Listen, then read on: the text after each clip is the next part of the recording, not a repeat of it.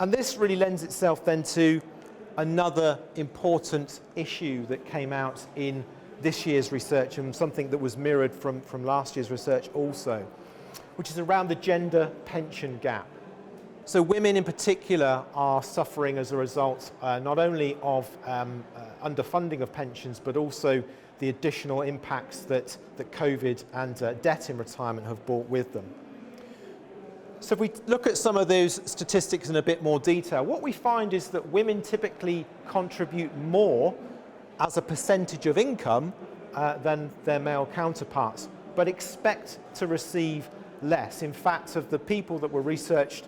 as part of the Borrowing and Retirement Report, men typically expected to receive a retirement income of almost £21,000, whereas women were expecting an income significantly less than that, just under £15,000, despite the fact they were contributing more as a percentage of their income. And when you take average life expectancy into account, what that means is that women can expect to receive almost £184,000 less over the course of their retirement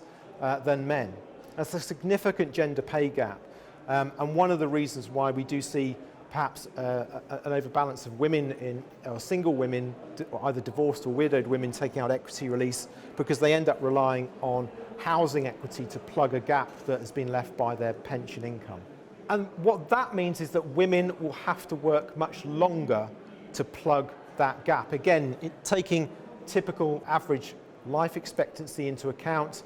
a man working for 40 years,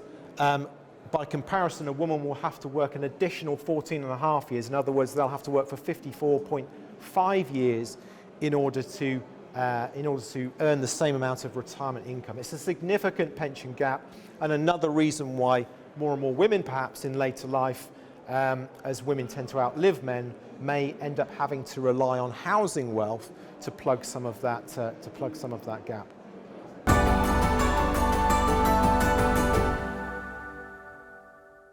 And if you enjoyed that presentation, please don't forget to subscribe to our YouTube channel by clicking the link below to ensure that you don't miss out on the latest content, updates and mission briefings from More to Life, the Later Life lender.